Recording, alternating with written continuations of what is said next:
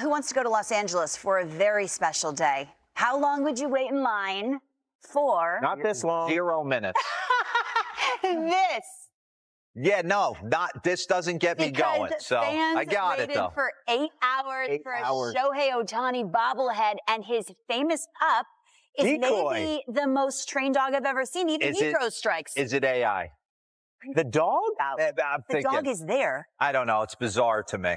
Why is it so trained? Are you saying it's like an animatronic? Yeah, there's something that we can't totally figure out with Ohtani. If people wait a half day for you, you got to put on a show on another level, playing a different How did that game. come out?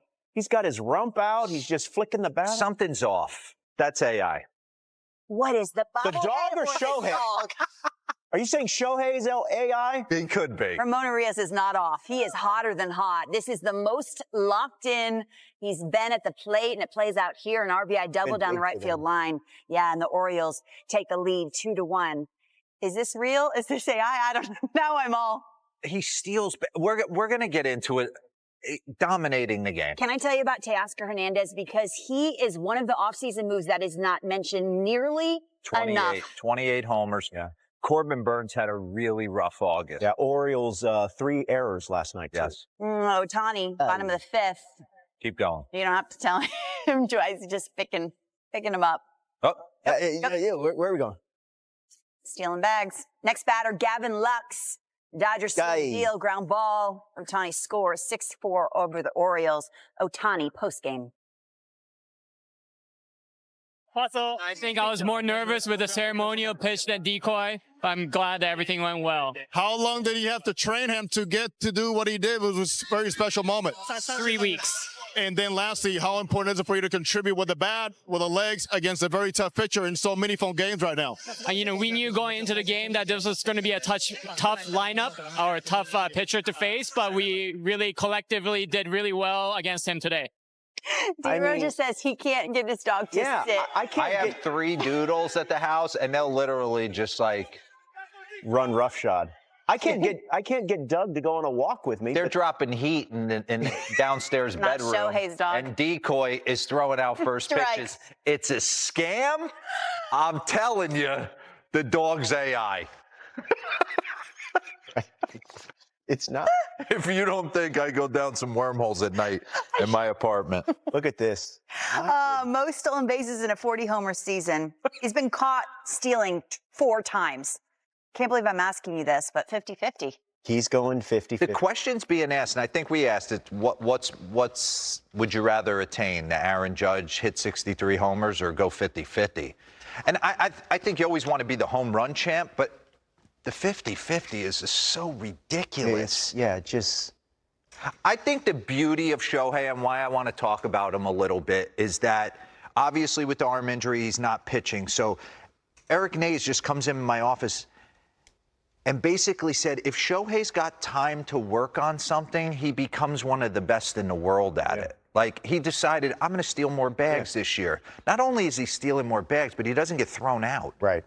And the sheer power, where he's hitting balls to in Dodger Stadium, playing there for 15 years. Prodigious. They're prodigious blasts. While rehabbing his arm. Yeah. And he's training dogs, too. No, he's not. Allegedly. He is. Is that really his dog? Or is that trained at the circus and they give it to him? No. I don't know. Let's get into it. What circus is training dogs? I don't know. But let's get into some details. Because there was a couple things in this game that stood out to me. Obviously, Shohei Ohtani with the power and speed. Yeah. Like I said, Corbin Burns, this is a backdoor breaking ball that his tush is pointed towards the first base dugout, and he flicks his wrist, carries it, walks Decoy down the line, and this is a no-doubter, and he knows he clips it from jump. So let's get it going. Then next, AB. Roaster. Little fade change up down and away, and he just absolutely roasts it to right field. Now we're going to steal bags at will. So we're going to steal third. And what I love about this, in a double steal, Mookie Betts is totally locked in on what Shohei Ohtani's doing at second base, almost waiting for him to go. Soon as he went, he was on top of it. And I just want to go back throughout the year. Left on left, A.J. Minter, 464 feet in the 8th inning. Cutter Crawford, where does this land? El Segundo. 473 feet. What?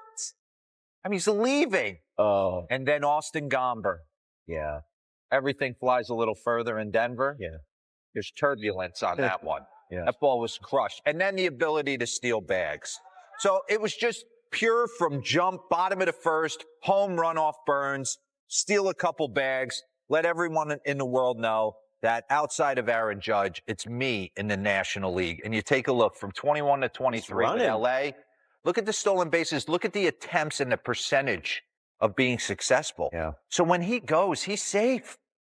And he's got pop for days. It's pretty crazy. Next to Judge, he is, we'll get into it. And next year he's going to what? He's going to strike out 235 batters.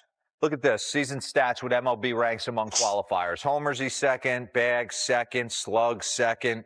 Total bases, he's third. Weighted runs created plus, he's fourth. And WAR, he's sixth. And that's without pitching. If he's pitching, he's first by a mile. So it's pretty unbelievable. We'll start with Shohei. Second thing, when you do the landscape of the Baltimore Orioles, they have so many infielders, right? Gunnar Henderson and Westberg went down. You have Jackson Holiday, Kobe Mayo next year, that it's easy to imagine a potential time where Gunnar Henderson might move to third. Okay. And the reason I'm bringing this up is watching him last night, I wanted to dive in on his defensive metrics because he plays a whale of a shortstop. He really does. And I know any shortstop worth his salt wants to stay there and never be moved. And when I'm watching him, big-bodied, 6'2", 6'3", it reminds you of Cal Ripken Jr. So he's got the arm strength to handle it. He's got the range to handle it, and he made it look easy. I know he made an error last night. It was a backhand masse up the middle that 99% of leagues making an error on. I just wanted to give him his love a little bit at defense, especially shortstop, because it's so quick to say, big body, he profiles at third. They did it with Corey Seager, and he's stood the test of time at short. And I know Gunnar feels the same way. He's 12th in defensive runs saved at shortstop. Okay? I mean, 12 DRS at short, which puts him 8th. And he's got a 90-mile-an-hour average arm strength at short, which is 4th. So he can certainly stay there for the foreseeable future. It was very impressive last night. He made all the plays. And the third thing I noticed as I drifted off to sleep at about 1 in the morning is Michael Kopech's got an electric heater. Yeah. And I know we lost sight of him. Some of these savvy Chicago White Sox guys, the Paul DeYoungs in Kansas City, on down the line. Eloy Jimenez has gotten some hits and some platoon starts with the Orioles. But Michael Kopech is raring back and throwing 98 to 100 miles an hour. He dirt balls 89 and then says, you know what? Get out of town, Colton Cowser. Here's 100 at the top of the zone. I dove in on the pitch usage with Eric Nays, difference between him and with the Chicago White Sox. And now there's maybe a ticky-tack change in cutter usage is up a little bit with the Dodgers, but I'm telling you, when in doubt, it's a C note, four-seamed right at you, and he's telling it's coming. So Evan Phillips, the Trinans of the world, you put Kopech back there, they start to imagine this. Doc Roberts can certainly have a nasty bullpen. Stuff plus leaders among relievers this season. Mason Miller, the Grim Reaper at the top, right? Clase's in third, Tanner Scott, and there's Kopech. It is nasty stuff, 100 miles an hour right down your throat. Dodgers and Orioles continue that series tonight at Dodger Stadium. Meantime, one of the two teams in the National League West chasing the Dodgers, the Diamondbacks and Padres, of course. Let's start with the Diamondbacks. Crazy game here tonight, last night against the Mets. Young Jock. Wow. Off Luis Severino. What's the height on this? 600 feet? Something like that? He's got yellow. I mean, everything is working for Jock Peterson. His 21st, and the Diamondbacks have a 3-0 lead. Then Corbin Carroll. Again off Severino. Severino had been really pretty good coming into this start. Home run number 16, and it's a 4-0 Diamondback lead. However, in the 5th, they get to Eduardo Rodriguez, Harrison Bader. That ball's killed. His 10th on the year, and we're tied at 4. But in the bottom of the 8th, they brought in Edwin Diaz for a 4-out save. He ended up having some walks there and Got him. Sliders just rolling through the zone. Corbin Carroll, the go-ahead grand slam. It's a multi-homer game for Corbin Carroll. And the Diamondbacks come back to even this 3-game set at a game apiece, 8-5 over the Mets. All right, so look at Corbin Carroll in the last 20 games. Dero and Dan O'Dowd breaking the differences in his swing down yesterday. If you didn't see it, you should definitely take a look at it. Find it online somewhere.